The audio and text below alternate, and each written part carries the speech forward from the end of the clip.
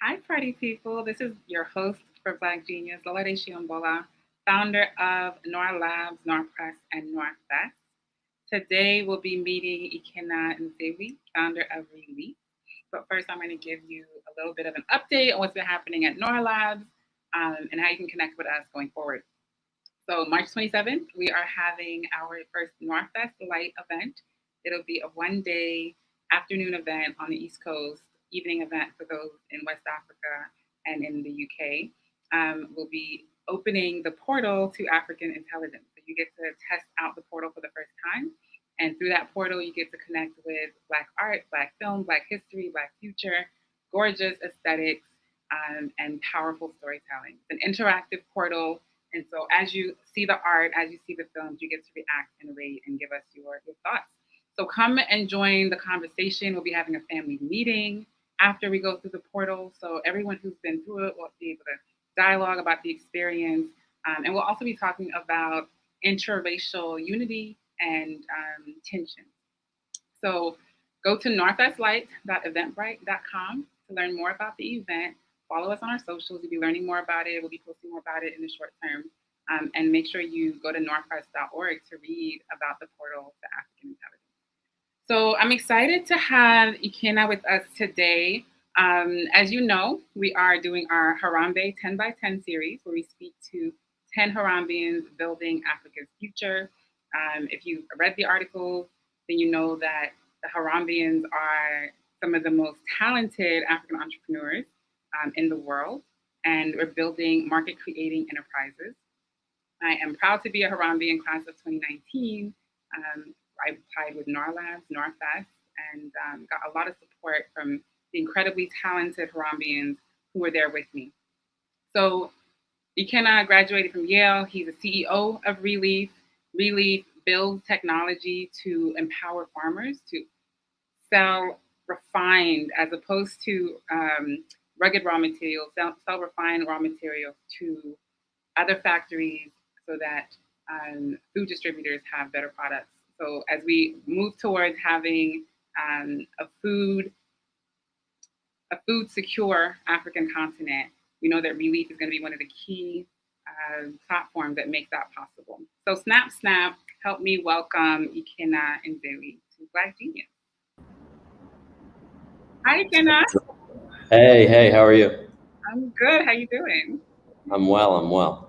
So good to have you here. You really look like a Nigerian uncle. You got your whole like very, very It's Friday, so you have to bust out the trad. What are Fridays like in Lagos? You said there was tons of traffic. Yeah, there's lots of traffic on Fridays, but also people generally wear their trads or traditional wear on Fridays. So generally you'll find me in solid colors, but I was feeling a little vibrant today, so we went with some Yeah. I could have sworn that people wore trad all the time. Where's your guys' office? So we have offices in Lagos and Uyo. But yeah, I'm in Lagos right now. So for those who are completely clueless, because I'm still, I want to be an agriculture nerd, but I'm not quite there yet. So can you just lay out for us what Releaf does and who are the, who's on the value chain and who are the beneficiaries of your work? Yeah. So like in the simplest sense, we invent industrial food processing technology, and then we use that technology to help smallholders prevent post-harvest loss. So generally, in between the farm and the factory, smallholders have to do some type of pre-processing or raw material preparement to remove like the chaff from the raw materials or to dry them so that they don't spoil. And smallholders oftentimes don't have the best technology on the market to do pre-processing. And so their otherwise great produce basically goes through a process of losing quality. And so when the food factories buy those raw materials, they're also not able to extract the profit margin that they would have liked as well. And so all the actors in the value chain kind of lose out a bit.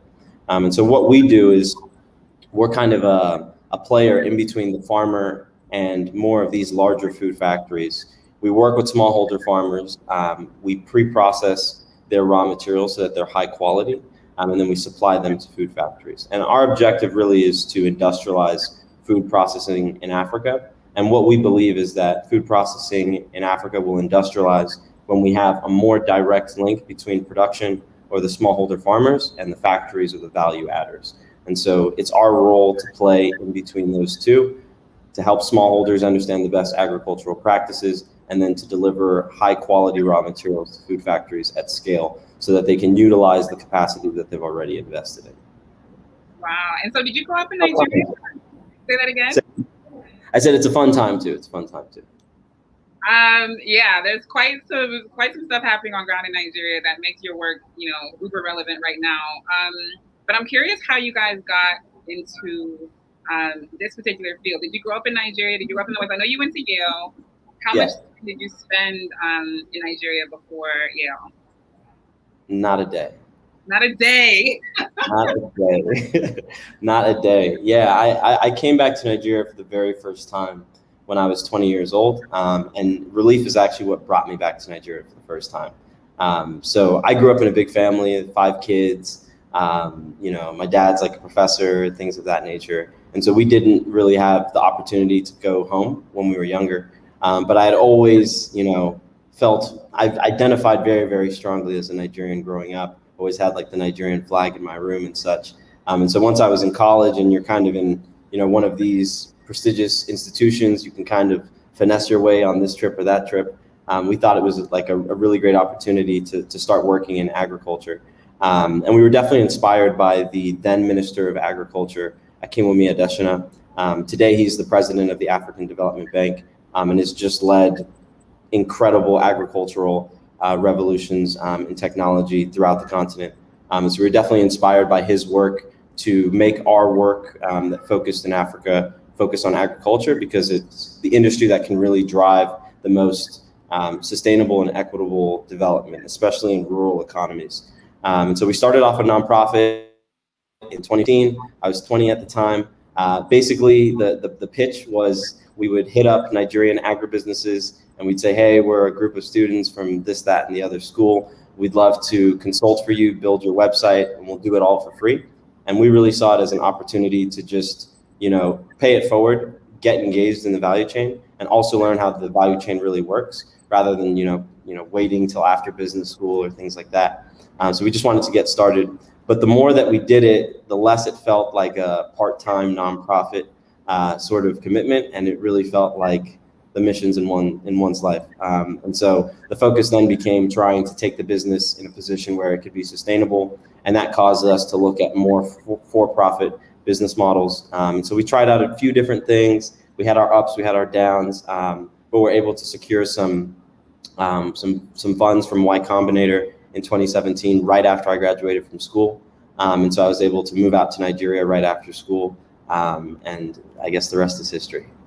So that was your first time. Well, you went to Nigeria before the Y Combinator.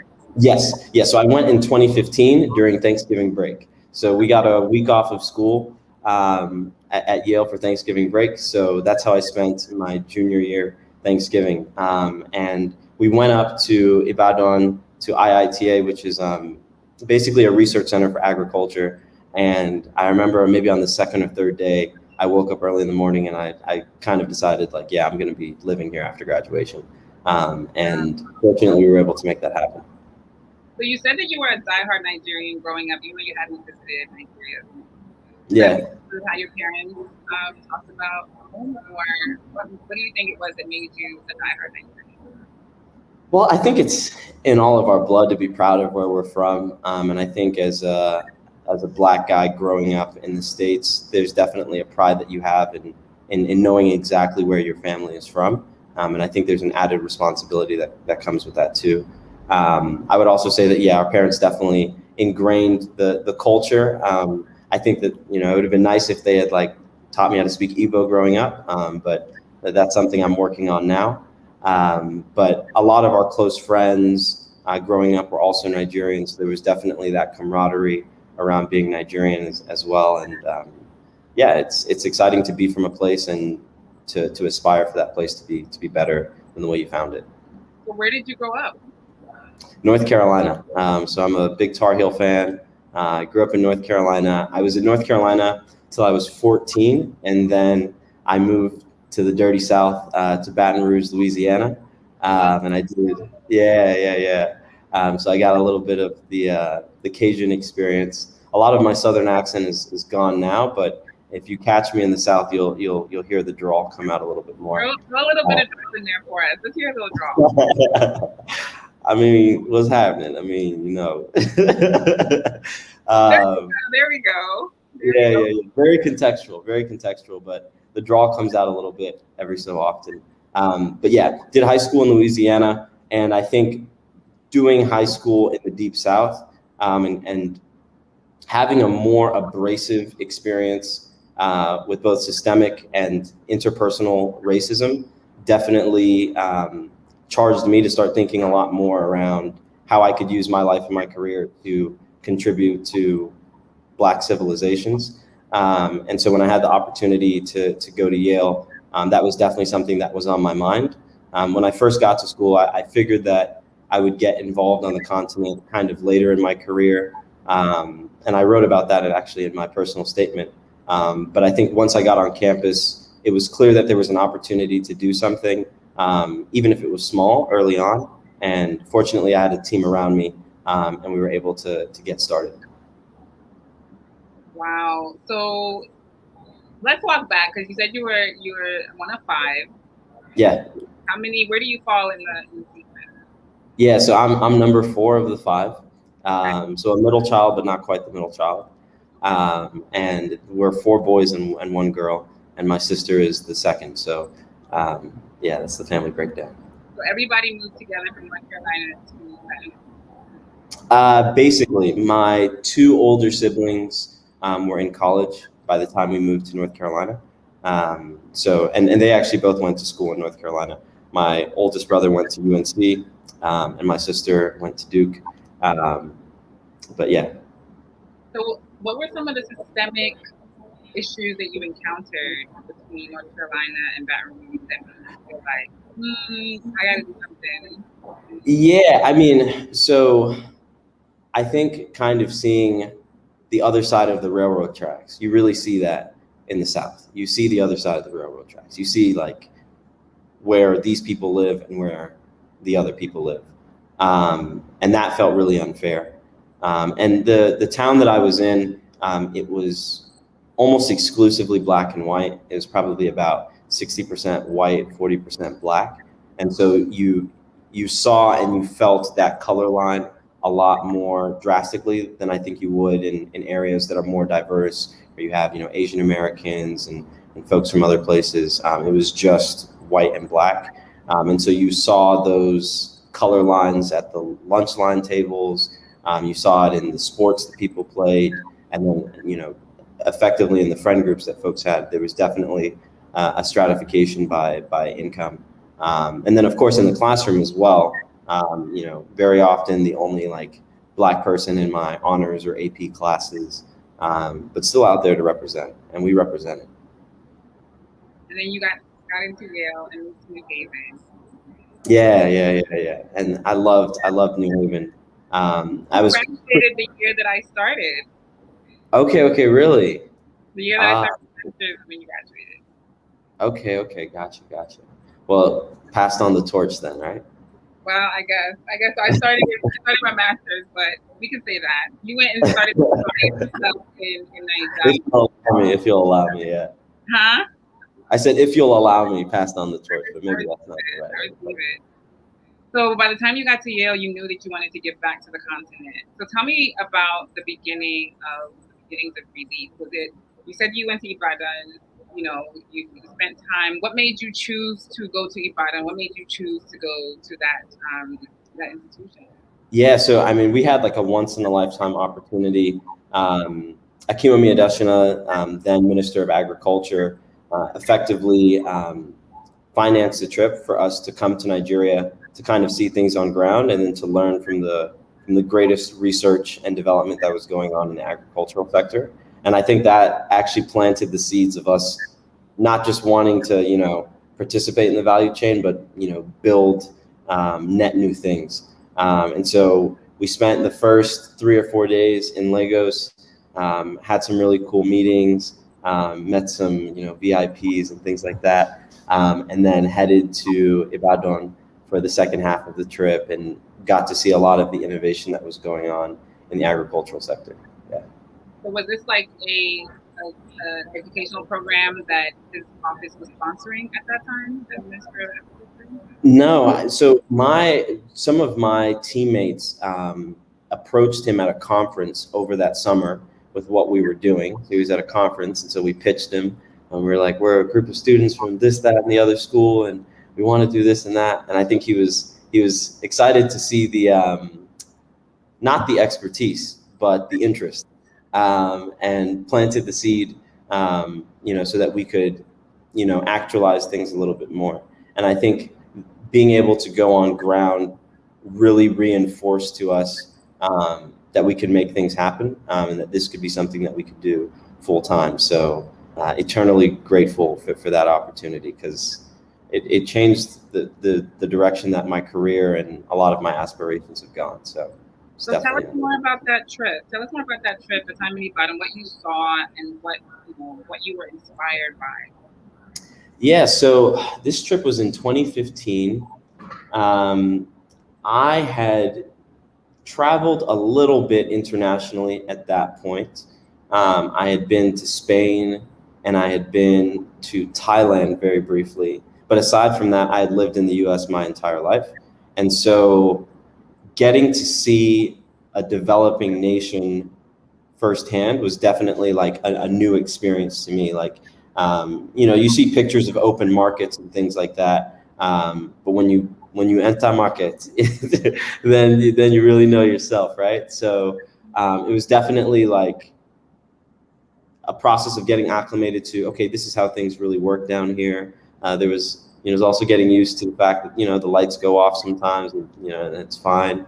But yeah, it was a really good trip. I think we had a really soft landing is the way that I would describe it, in that we didn't just like show up at the airport and, some taxi man took us, somewhere or something like that. We kind of had like a more smooth entry into the country.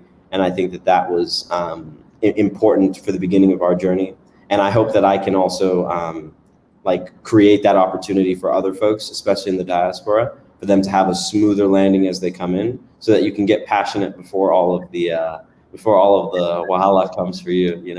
It's good to get inspired first. Wow. So then you decided that you guys would support smallholder farmers by building a website, I guess telling their stories a bit. What was the initial engagement with some of the farmers that you guys worked with?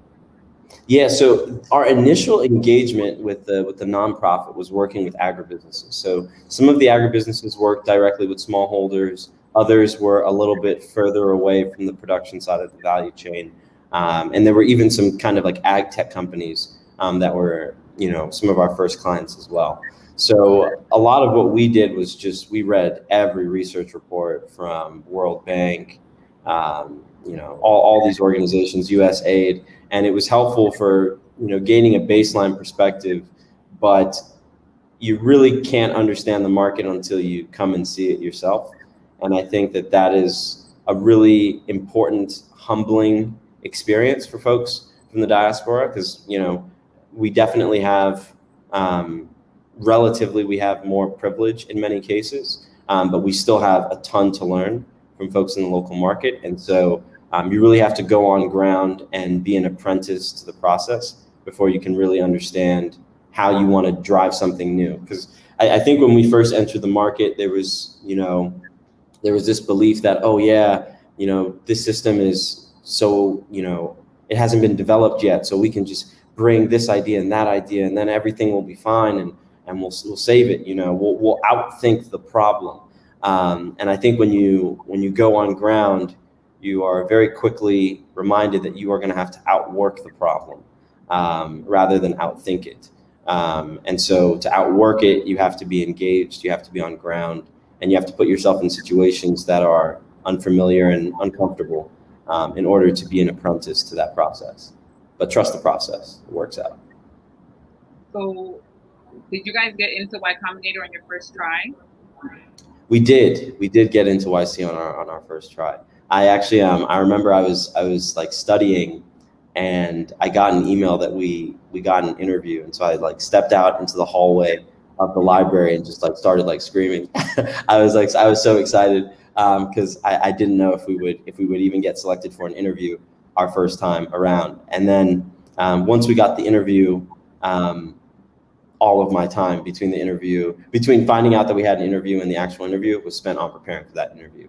So we took that process really seriously, and were able to get it through. One of the things that our group partners noted about our team from our application was that my co-founders and I were all at different schools. So I was at Yale, Isaiah was at MIT, Uzo was at Duke.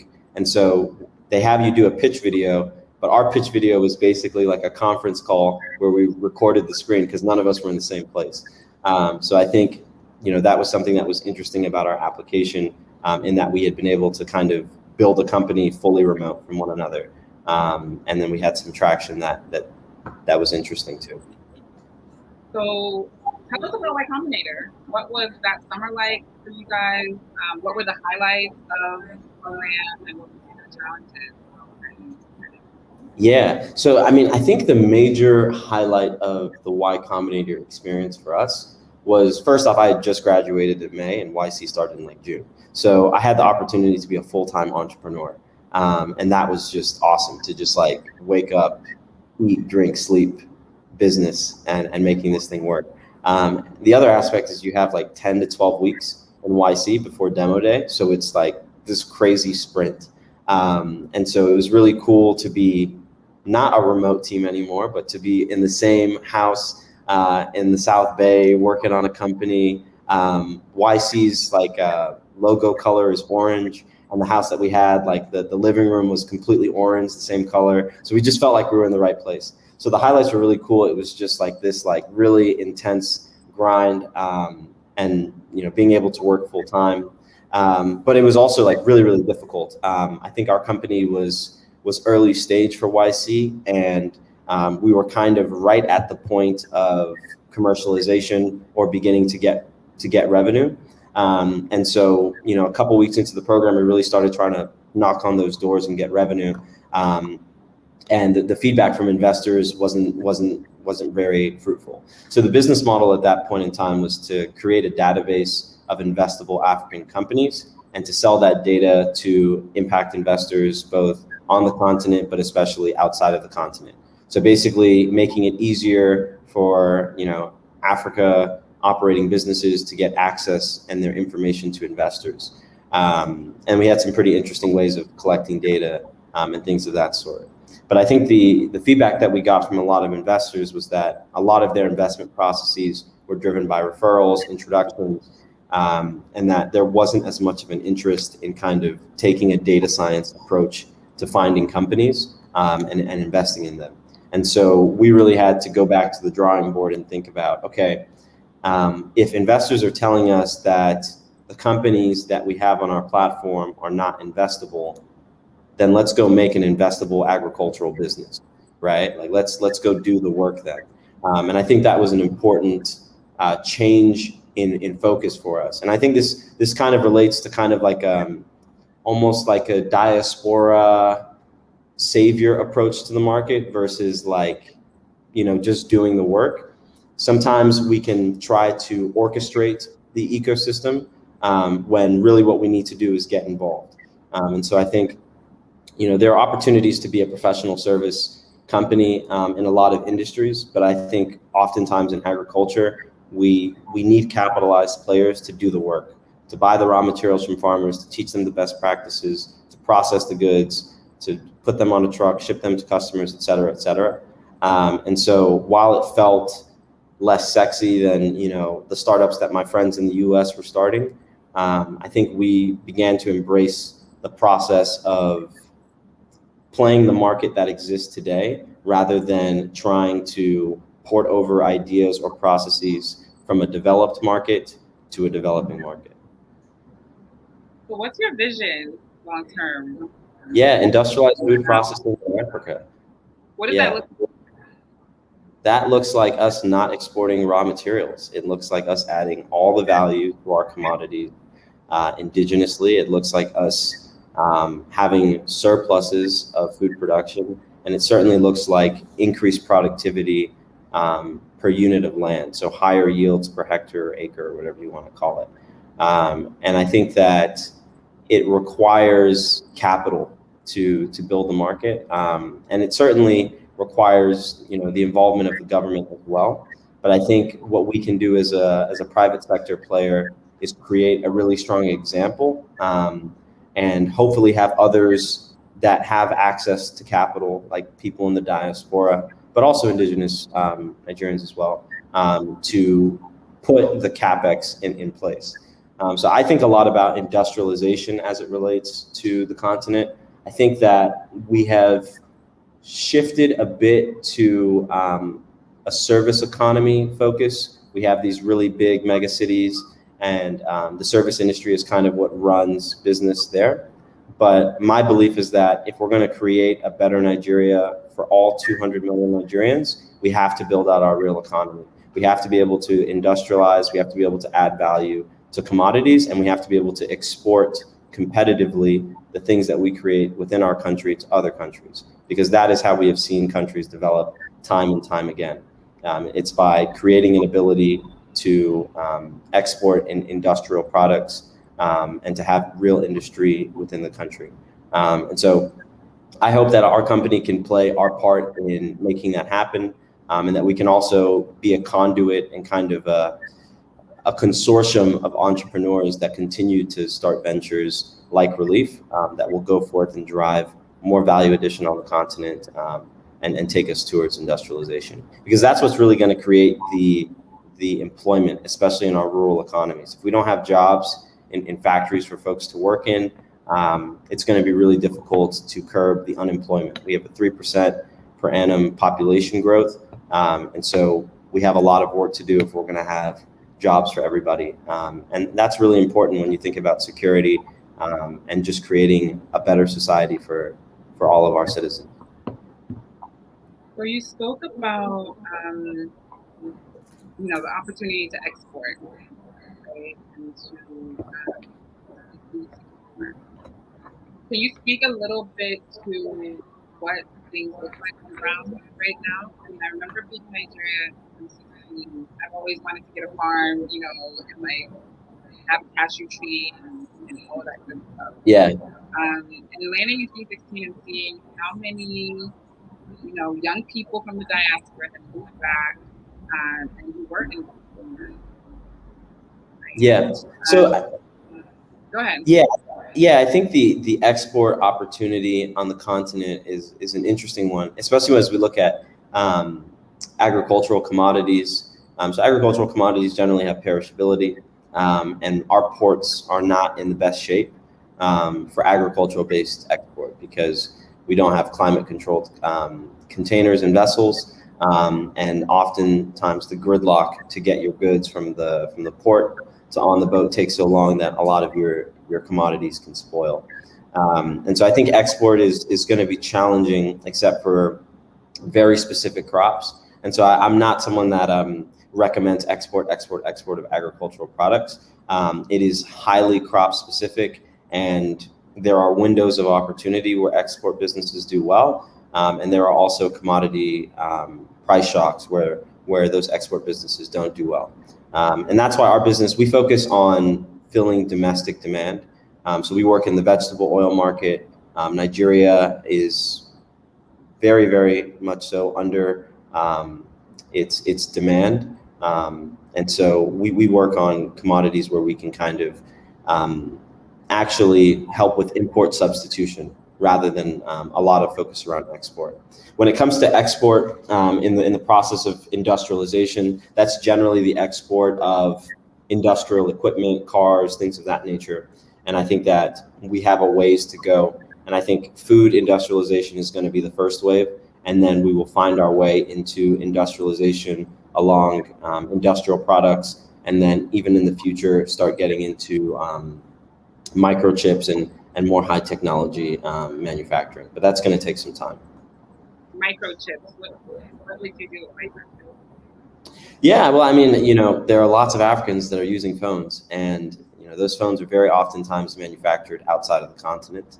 And so, when you look at our population growth, you look at the rates of cell phone adoption, smartphone adoption, there's a really, really cool opportunity in the digital economy and in the physical technology that empowers the digital technology. So things like data centers are becoming of interest to investors. People are starting to lay more fiber optic cables. And I think that we have to be able to lay the physical infrastructure to really have a takeoff with the digital infrastructure as well. And so those are exciting opportunities. I don't know if I'm going to be the entrepreneur for that. I definitely have a heart in agriculture, but I would be very happy to invest in folks that are doing that sort of work. And I think it's very necessary.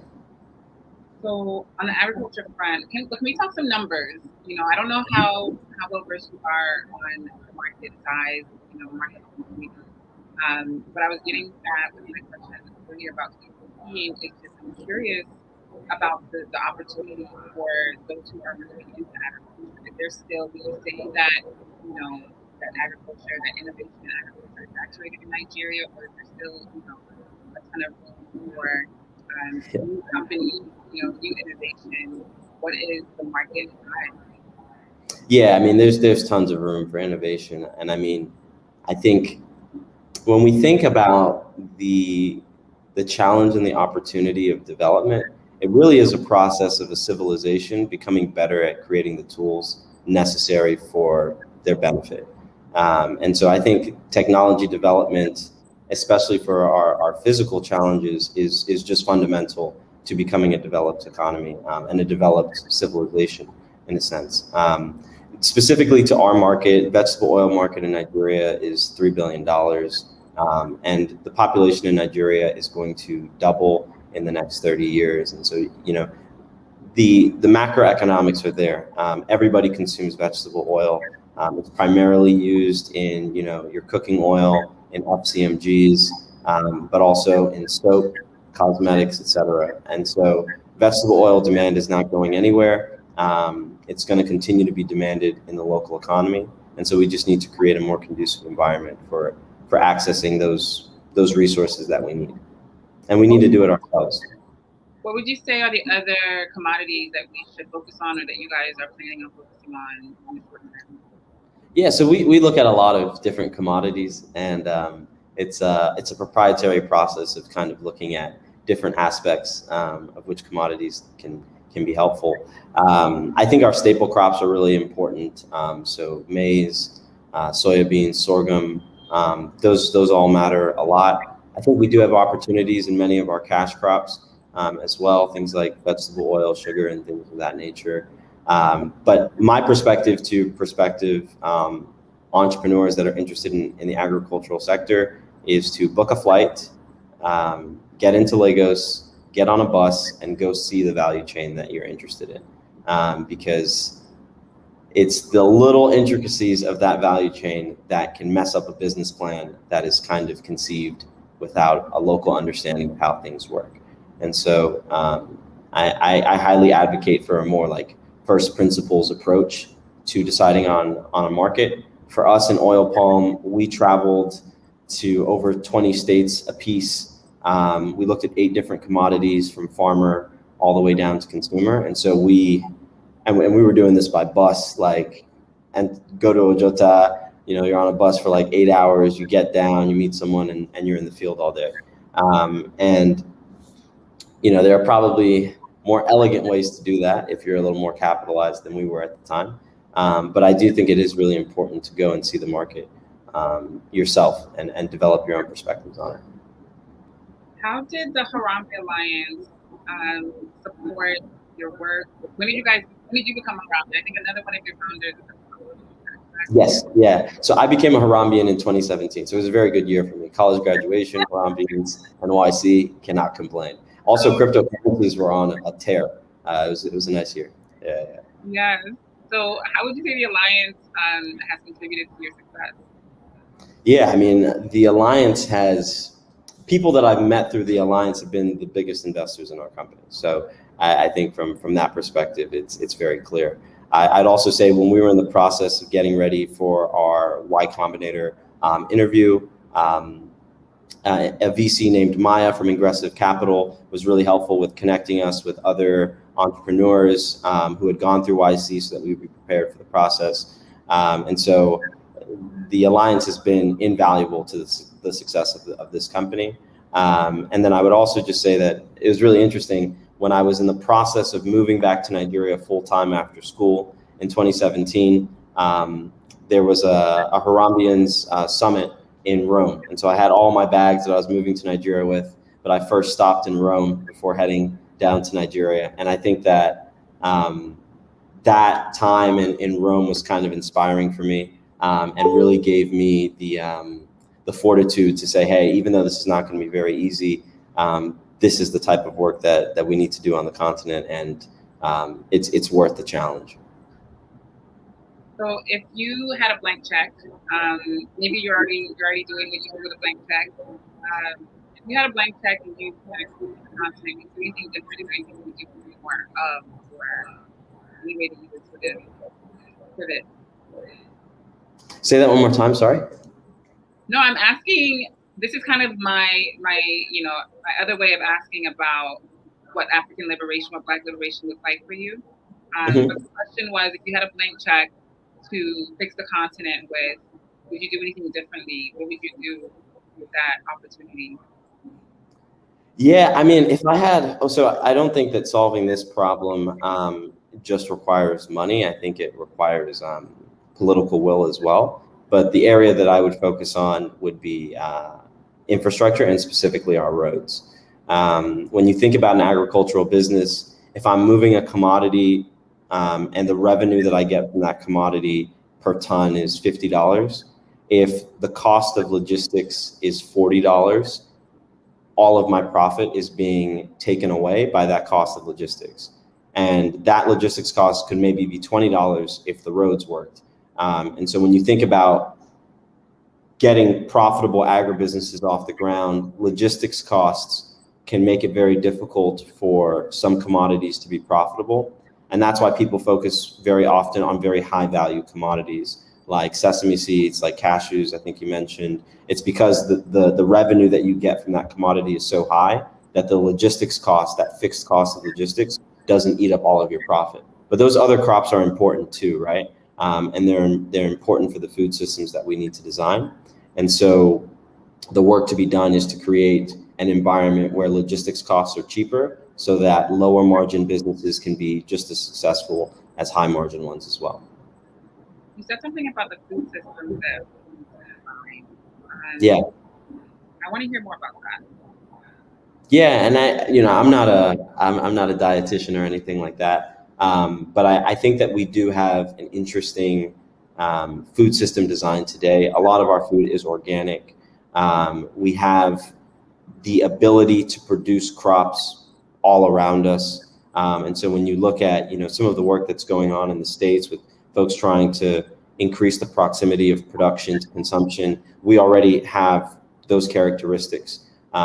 What we need now is an investment in the human capital capability, and then the capital for the resources to make those businesses more profitable and for productivity to be a bit higher. And that's work that needs to be done. I think the government plays a really big part in that, and NGOs like IITA are also really, really important. So when I think about the design of a food system, I don't subscribe to the perspective that the private sector can just do it on its own. I think you really need to blend debt, equity, and grants to develop agricultural systems. And I think that if you look at other countries, that's the precedent that's been set. Governments make agriculture a priority. We've seen that in the US. Agriculture is a priority because it is a national security concern from the perspective of the US. What's happening with food prices in Nigeria right now? They are up. They are up. Yeah. So how did that happen?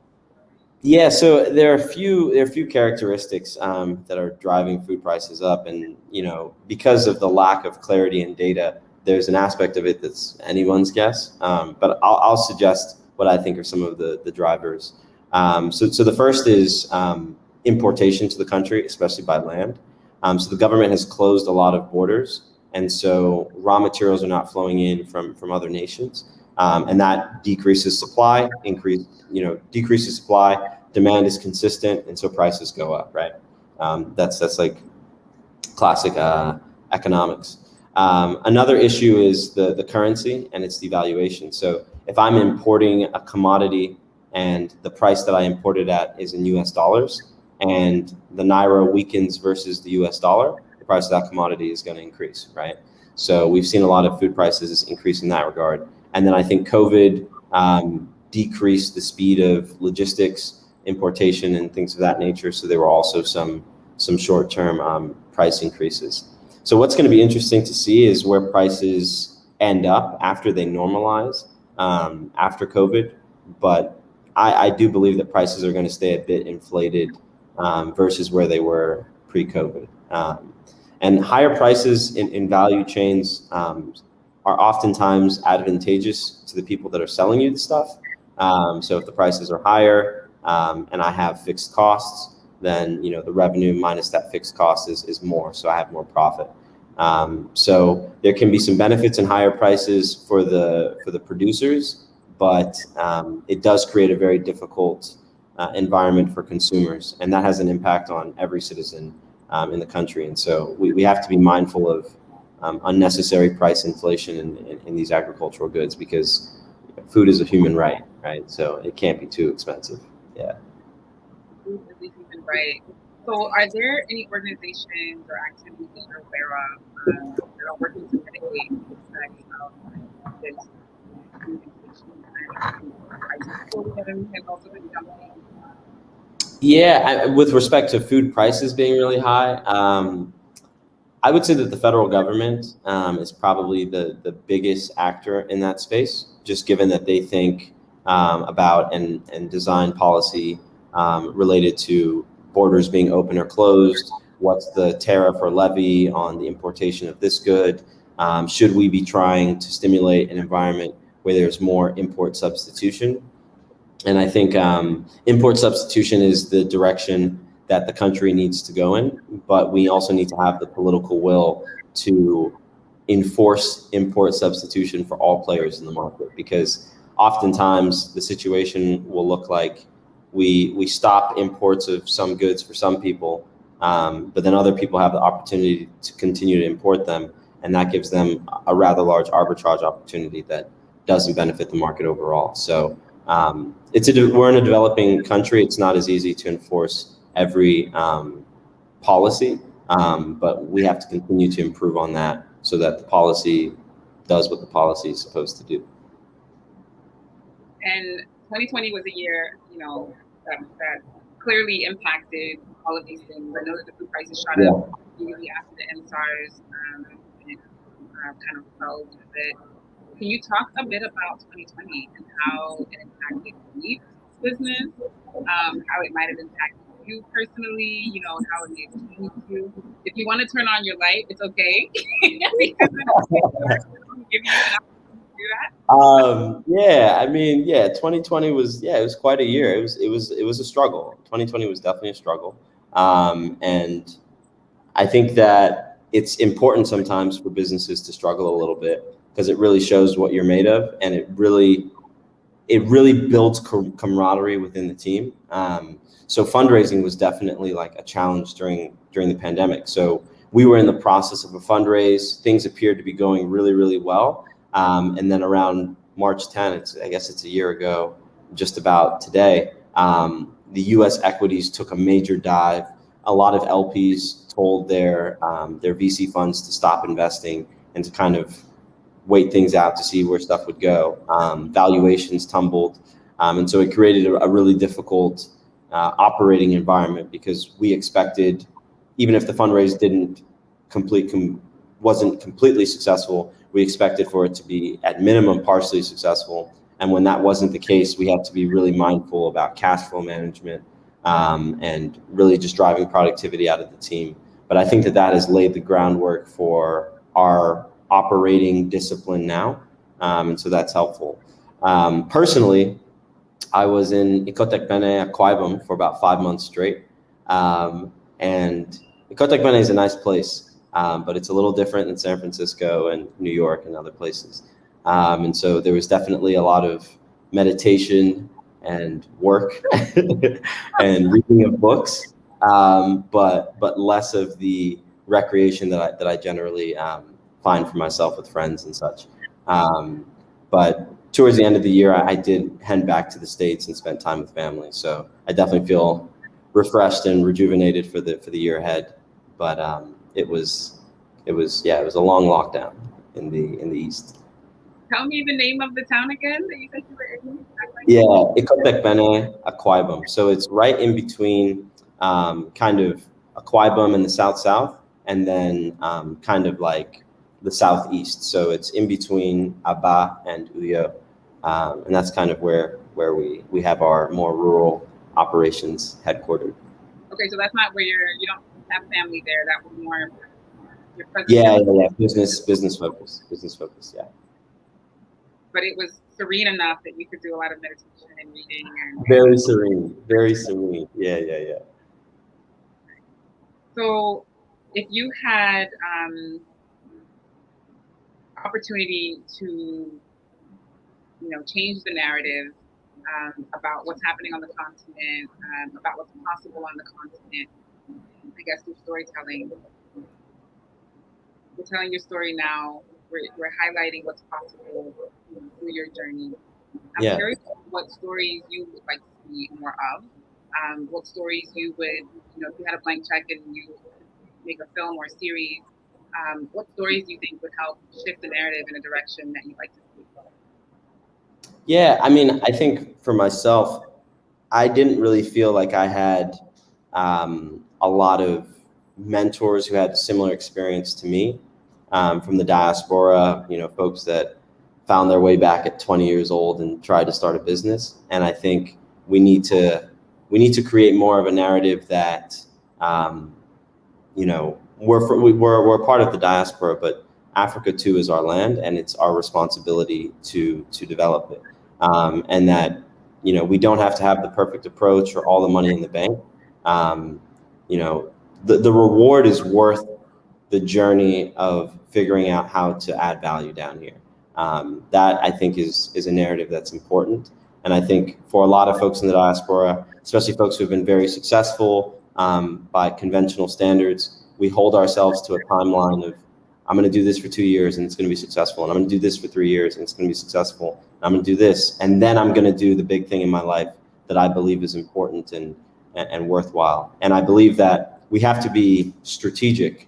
Don't just come to Kotek Bene with $1,000 and expect, water to turn into wine. But take a leap earlier than it feels completely comfortable, because, this is where you're from. You'll figure out how to swim. You really will. That is a powerful note to end on. I don't think is there anything else that you want to talk about before we go? You want to let people know about Releaf or what you guys have planned for the rest of the year? Only thing I would say is apply for Harambee. It will change your life. It will change your life. Yeah, that'd be my perspective. I think it's an organization that's really inspired me, and I found a lot of support. And I think the novel approach that our business has taken, it wouldn't have been feasible without ecosystems like Y Combinator and Harambeans. So I highly recommend the two of them, and I'm happy to connect on LinkedIn about both topics. Yeah. What advice would you give on the Harambee application? Start early. It's pretty long. Yeah. It's quite an intense. It's pretty long. But once you've done it, anything else you apply for in your life, you already have the answers. So see it as a common app or something like that. Literally, we still reference the Harambee application. We're filling stuff out nowadays. I'm telling you. Oh my goodness. Well, thank you so much for joining us, Ikenna. Thank you for having me. Thank you, those of you who are watching. And if you see this later, off live, let us know in the comments what you thought. If you have any questions for Ikenna, we'll drop his LinkedIn and other info in the comments. You guys can connect with him. And keep watching North Press. Stay connected to us on Facebook, YouTube, Twitter, Instagram. Look out for details on our March 27th annual meeting in Portal to African Intelligence. We appreciate you for watching. Awesome. Thanks so much.